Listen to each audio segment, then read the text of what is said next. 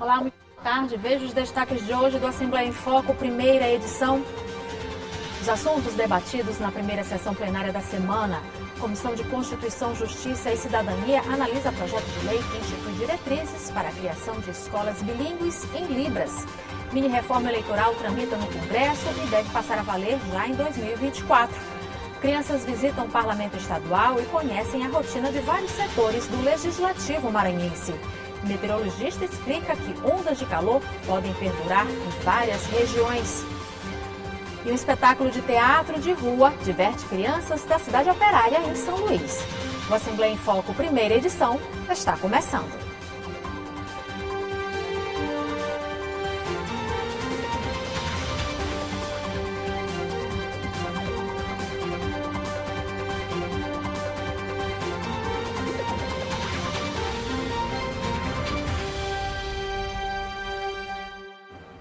A gente começa o F1 chamando o repórter Márcia Carvalho, que vai contar pra gente como foi a primeira sessão plenária da semana. Boa tarde, Carvalho.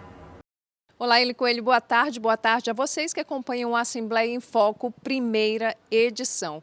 Hoje, a sessão legislativa ordinária híbrida, aqui a primeira sessão de terça-feira foi uma sessão um pouco mais rápida, no entanto, bastante movimentada. A presidente da Casa, a deputada Iracema Vale, todos os parlamentares receberam a visita da atual deputada federal Rosiana Sarney, ela que foi governadora do estado por 4 mandatos, a primeira mulher a governar o Maranhão, também foi senadora e atualmente cumpre o mandato de deputada federal no Congresso Nacional. Ela esteve aqui, visitou os deputados aqui no plenário, o deputado Najib Aikel, e fez registros, foi bem recebida, e também teve outra visita que foi a visita dos alunos da escola Maple Bear, uma escola aqui da capital, que vieram conhecer como funciona a Assembleia, né? Isso faz parte de um programa da casa que recebe escolas, instituições que desejam saber como é que é o funcionamento do parlamento maranhense. Durante o pequeno expediente, alguns deputados se pronunciaram. O deputado Carlos Lula tratou sobre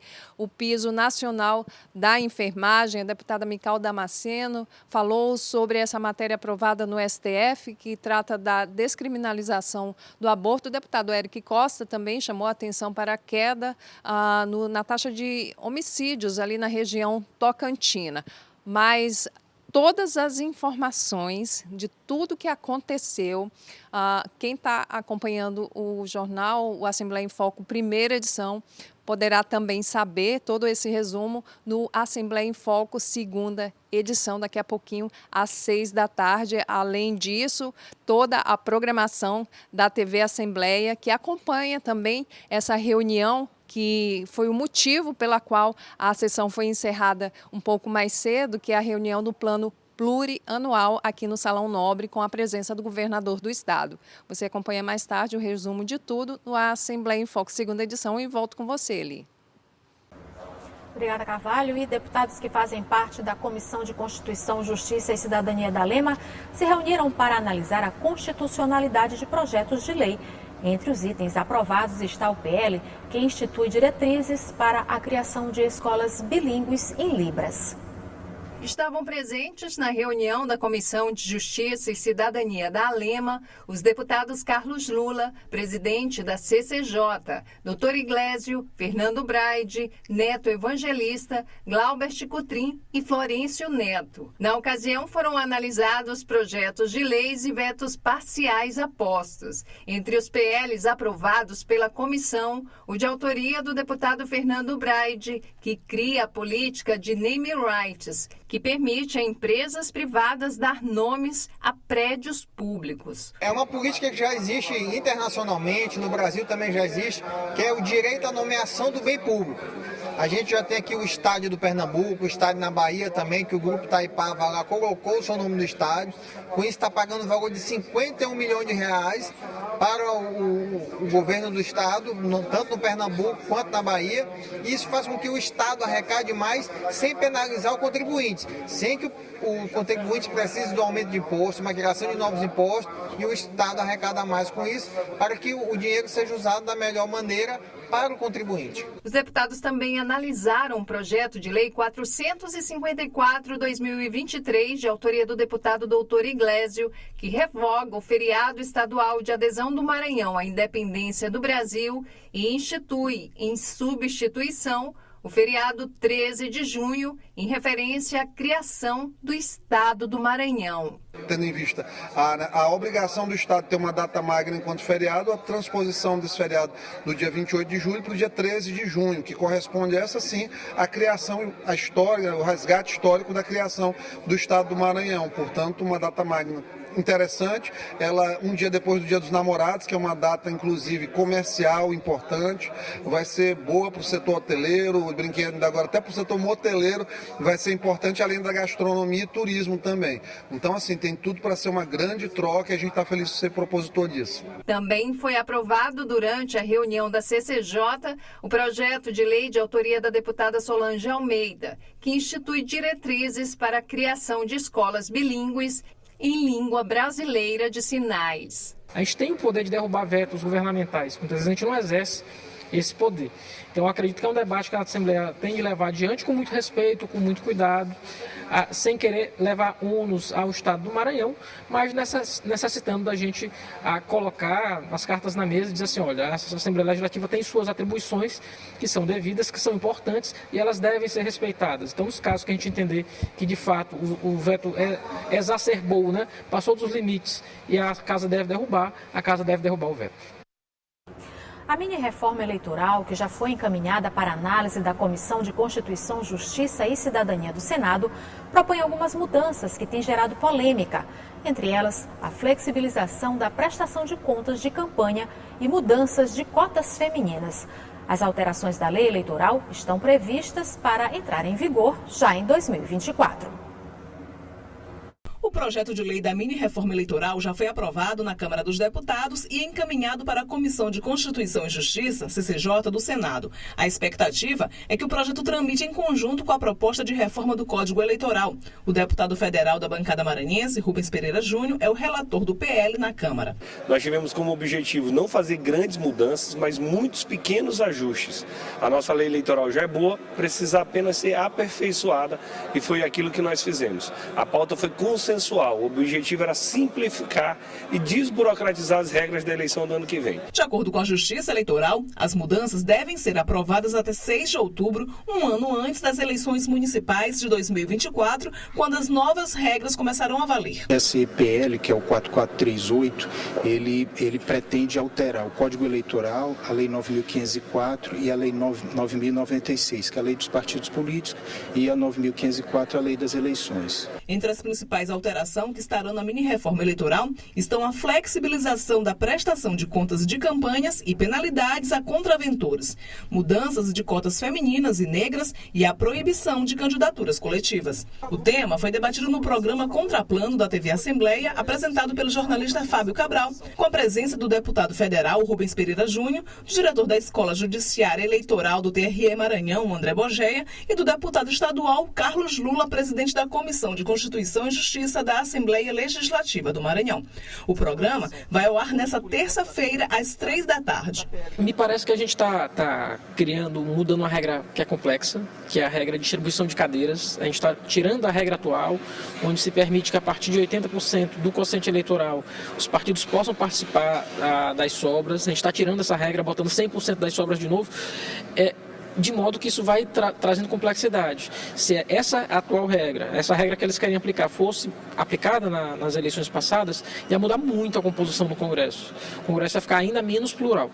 Então, me parece que em relação a isso, em relação a algumas regras da participação feminina, junto com a mudança da legislação, está tentando se colocar uma PEC para anistiar tudo o que aconteceu no passado recente. Então, a gente tem também pontos que podem ser melhor elaborados na reforma eleitoral, para não gerar frustração da sociedade. Este advogado, presidente da Comissão de Direito Eleitoral da OAB Maranhão, também destaca algumas mudanças na lei. Inexigibilidade, o grande avanço foi o marco temporal, porque antigamente na questão da improbidade, se uma pessoa fosse condenada em improbidade, ele só iniciava a pena após ele conter a improbidade. Então nós tínhamos inegibilidade de 11, 12 até 15 anos. Hoje não. É 8 anos a contar do trânsito e julgado, né, do trânsito e julgado daquele ato de improbidade. Outro ponto que também, quando fala, é o prazo de desincompatibilização. O prazo de desincompatibilização, que na maioria das vezes era de 6 meses, de 4, agora todos são de 4 meses, uma regra única. Porque tinha cargos e outros cargos, entendeu? E agora é uma regra única, de 6 meses. Também há críticas quanto às mudanças na participação das mulheres na política. De acordo com a nova proposta, a cota de 30% de candidaturas femininas passa a ser contabilizada por estado e não mais por partido. É que nós apontamos uma legislação que é igual no Chile, a obrigatoriedade de ter 30% de mulheres, né, no Congresso eleitas, né? E aí o que ocorre? Esse é um grande obstáculo. O deputado Arthur Lira, presidente do Congresso, acha que isso é o maior obstáculo hoje da reforma, essa participação. O artigo 1º desse projeto de lei, ele já diz a que veio, né? São só 6 artigos, mas fazendo várias alterações. Alguns pontos polêmicos, outros já debatidos há um certo tempo, e muito embora o projeto de lei tenha tramitado com rapidez, todos esses temas já vêm sendo discutidos há bastante tempo. Essa questão das candidaturas femininas, né? Que seria talvez o ideal uma reserva de vagas para dar maior efetividade, e a questão das prestações de contas eleitorais, prazos processuais, transporte de eleitores, sobras de vagas, é uma série, é bem diversificado o conjunto de temas. E você vai ver no próximo bloco, crianças visitam o Parlamento Estadual e conhecem a rotina de vários setores do Legislativo maranhense. E meteorologista explica que ondas de calor podem perdurar em várias regiões. É o que você vai ver logo após o intervalo.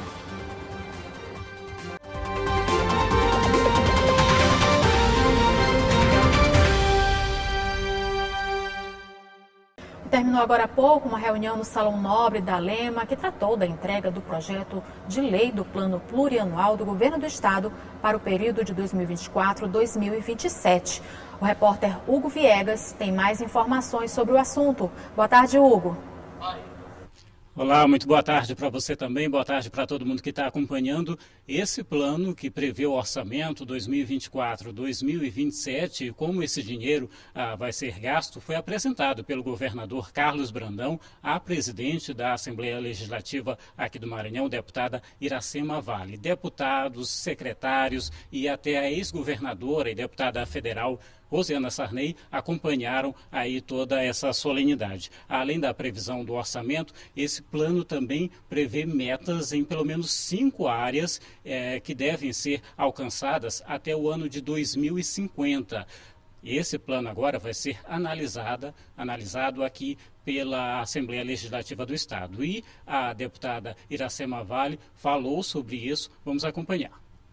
Um momento muito importante para a Assembleia, porque aqui, como o governador falou, está 42 deputados estaduais, cada um representando uma voz, um segmento diferente, e vamos discutir amplamente esses instrumentos aqui na casa, porque como o governador falou, e é interesse dos deputados, representa a voz do povo do Maranhão, representa a vontade do povo do Maranhão, que foi coletada em 32 escutas regionais.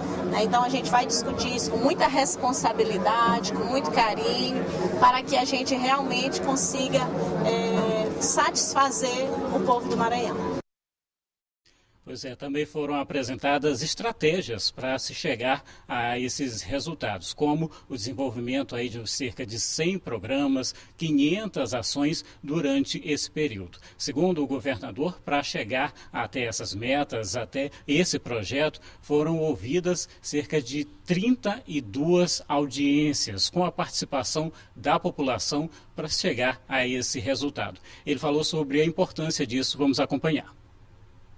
Na realidade, a proposta é uma proposta estruturante para vários anos, né? A gente pensa no Maranhão daqui a 50 anos. A gente entende que isso naturalmente vai ter ajustes com os novos governos que virão. porque cada governador, cada equipe tem um pensamento, os novos deputados têm também outras ideias, então o orçamento ele é feito um arcabouço.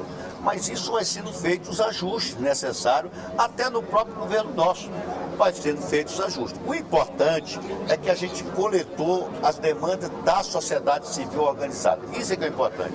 A gente foi a 32 regionais, fizemos as audiências públicas, envolvendo todas as classes empresariais, do turismo, agricultura familiar, enfim, as entidades de classe, os movimentos sociais, e aí sim, a gente ouviu a voz do povo, um orçamento democrático. A gente vai ajustando à medida que for necessário. Mas não tenho dúvida que governar ouvindo o povo é a melhor maneira da gente governar. Ajustes teremos, porque é necessário, com o tempo, a gente fazer uns ajustes. Mas se a gente fizer 80% do que o povo pediu, eu acho que já está de bom tamanho.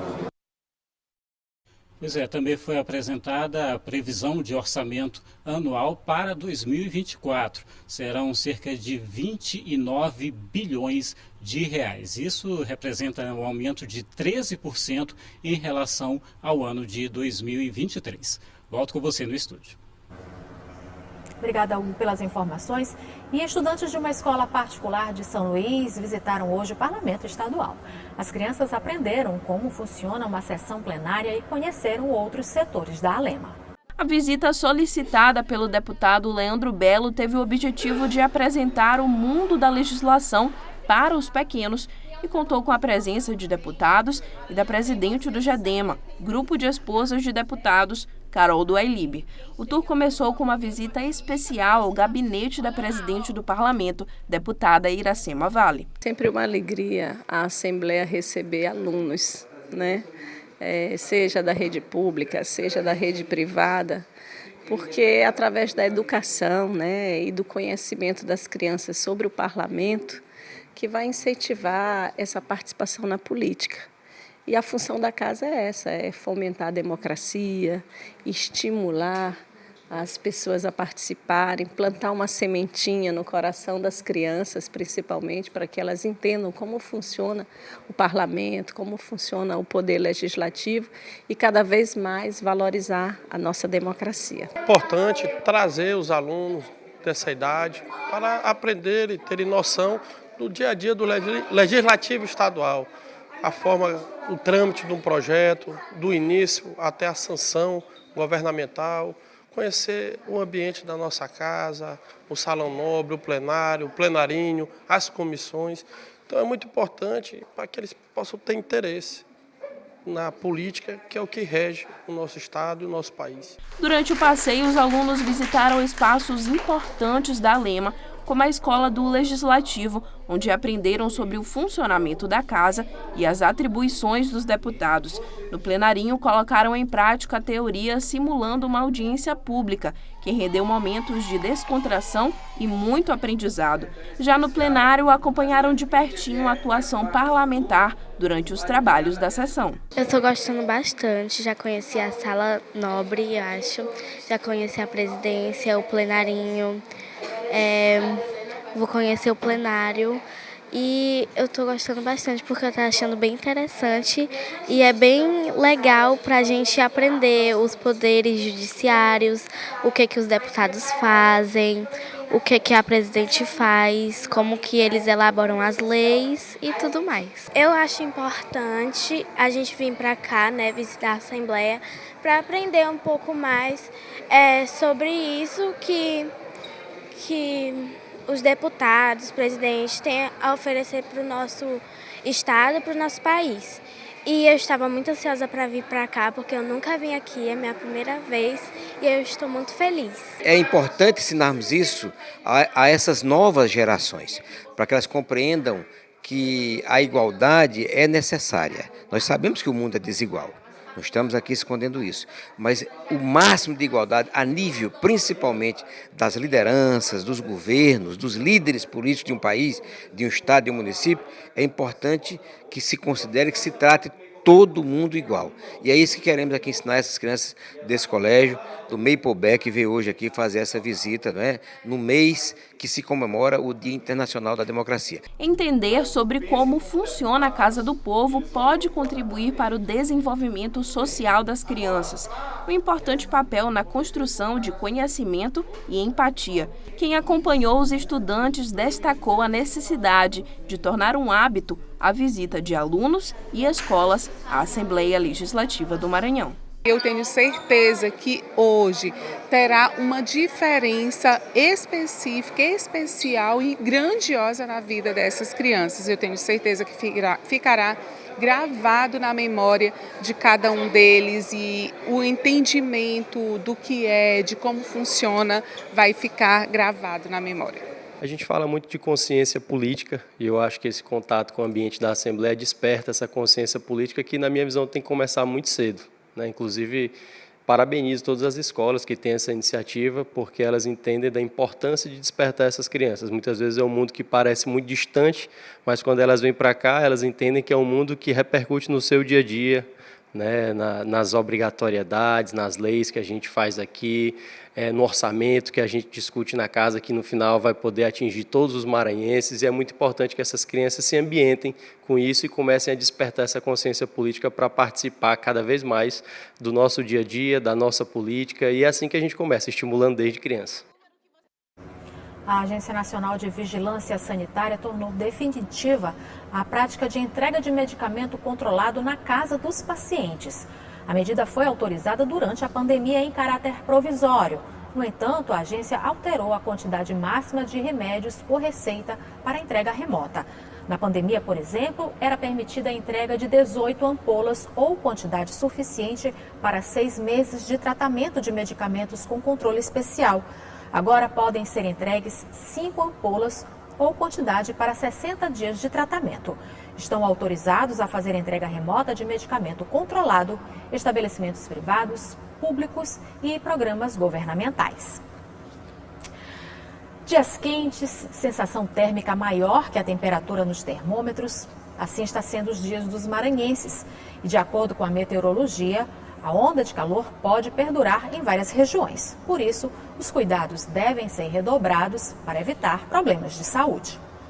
Gleice diz que a onda de calor em São Luís está prejudicando sua rotina de trabalho, causando desconforto, cansaço e dificuldade de concentração. Atrapalha um pouco, né? Porque movimenta bastante e faz quem soa muito, né? No caso. A elevação dos termômetros tem relação direta com o fenômeno El Niño e com a emissão de gases de efeito estufa, que tornam os eventos climáticos extremos mais comuns. Esta meteorologista da Universidade Estadual do Maranhão explica o motivo da onda de calor perdurar, podendo chegar a mais de 40 graus em algumas regiões. Para a época do ano, agora para o inverno do hemisfério sul, é comum realmente que tenham essas temperaturas elevadas, né, principalmente na região central do Brasil, o que inclui também a parte centro-sul do Maranhão. Tá? Mas esse ano a gente teve um agravante, tá, nessas temperaturas, elas estão ficando mais elevadas devido a essa onda de calor que incursou no Brasil, tá, nesses últimos dias e que vai perdurar até semana que vem. Andréa chama atenção ainda para os cuidados que as pessoas devem ter, principalmente nos horários de maior pico de calor, entre 9 horas da manhã e 3 da tarde.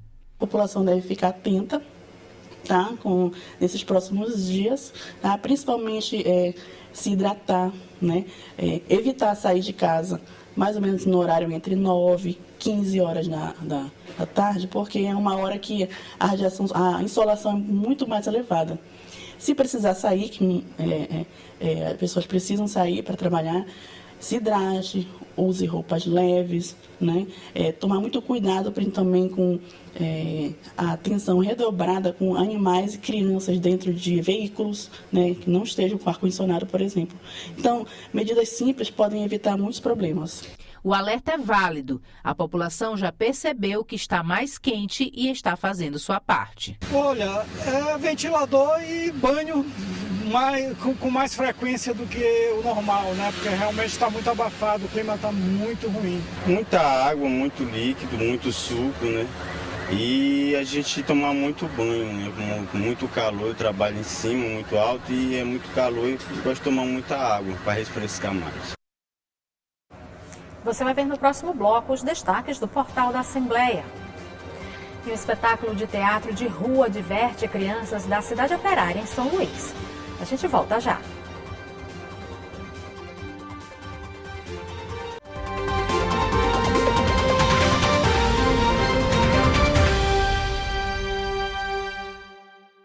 Além de acompanhar o que acontece no Parlamento Estadual aqui na TV Assembleia, como você sabe, as informações também ficam disponíveis via internet. Josimar Melo conta agora pra gente quais os destaques do portal. Boa tarde, Josimar. Boa tarde, Ali, e a todos que acompanham a Assembleia em Foco, primeira edição. Vamos aos destaques do portal da Assembleia para esta terça-feira. CCJ aprovou parecer a projeto de lei que restabelece a política de Mining Rights no Maranhão. O projeto é do deputado Fernando Braide. Foi sancionada a lei que incentiva a produção e consumo de coco-babaçu no Maranhão. A lei é originária do projeto do deputado Osmar Filho. E no programa Diário da Manhã, aqui da Rádio Assembleia, o deputado Cláudio Cunha detalhou a PEC sobre incorporação de guardas municipais ao sistema de segurança do Maranhão. Para acompanhar as reportagens completas, acesse nosso site al.ma.leg.br. Com você, Ali. E a Assembleia Legislativa do Maranhão, em parceria com o Ministério Público do Estado, vai reunir a imprensa para debater um assunto delicado: a saúde mental. O evento faz parte da campanha Setembro Amarelo. A repórter Milena Dutra tem mais informações. Olá, eu falo aqui do auditório Neiva Moreira, do Complexo de Comunicação da Assembleia Legislativa, onde nessa quarta-feira, a partir das 8h30 da manhã, vai acontecer um café especial com a imprensa sobre um tema super importante, ainda mais nesse mês alusivo à saúde mental, que é o Setembro Amarelo. Vamos discutir juntos sobre a importância de se tratar com total cuidado e zelo um assunto super problemático de saúde pública, que é a questão do suicídio. É um café da manhã realizado pelo setor de comunicação da Assembleia Legislativa, com apoio dos deputados estaduais, entre eles a presidente Iracema Vale, convidando jornalistas, todos os profissionais da imprensa para este momento de debate. Vamos ter também profissionais que trabalham diretamente com a questão da saúde mental para destacar, conversar com os jornalistas sobre a importância desse zelo ao noticiar casos de suicídio, pessoas que infelizmente tiraram a própria vida. Lembrando que o suicídio é uma das principais causas de morte em todo o mundo. A OMS, inclusive, a Organização Mundial da Saúde, ela é a favor, sim, que os jornalistas divulguem os casos de suicídio, mas, como eu falei antes, com total ética, respeito e zelo ao noticiar os casos. Então, esse será o principal tema do café da manhã, que vai acontecer nessa quarta-feira, a partir das 8h30 da manhã, aqui no auditório Neiva Moreira, no Complexo de Comunicação. E você, que é profissional da imprensa, é o nosso convidado.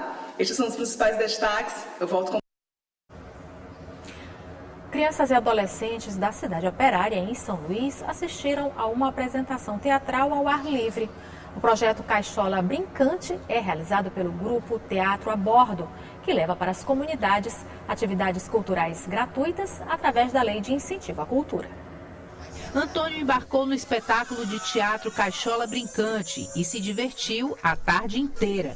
Ele participou ativamente das brincadeiras, foi o miolo do boi, brincou de ciranda e criou memórias culturais. Achei ótimo, muito importante assim para o incentivo das brincadeiras no tempos de hoje. O projeto Caixola Brincante é realizado pelo grupo Teatro a Bordo, que leva para as comunidades atividades culturais gratuitas através da Lei de Incentivo à Cultura. Bom, o Teatro a Bordo é um grupo que se originou na cidade de Santos no ano de 2008 e ele tem essa característica de ser um caminhão-palco. Então ele tem um container que se abre nas praças e a gente tem uma estrutura com cobertura, com os banquinhos, som e luz, e a gente pode levar um teatro móvel para as cidades. Nós temos o apoio da CCR, via Instituto CCR e CCR Aeroportos. Ela nos convidou para estar aqui em São Luís e é a primeira vez que o Teatro a Bordo está no Maranhão. Esta professora de artes defende a importância de experiências como esta para alunos de todas as idades. É bem importante que eles tenham esse acesso, né? Afinal, o resgate das brincadeiras infantis. Com esse mundo tecnológico, a gente percebe que as crianças, elas praticamente não vivenciam mais essas experiências.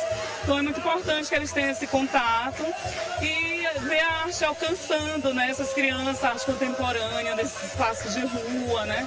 Levando aí esse processo.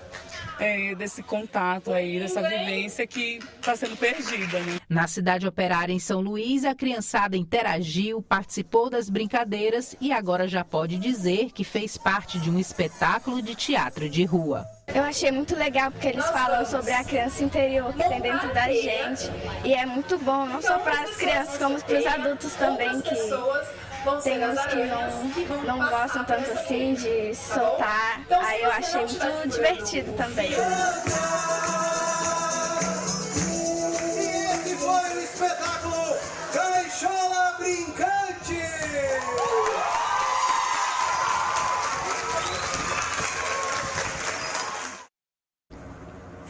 O Assembleia em Foco, primeira edição, fica por aqui. Uma ótima tarde para você.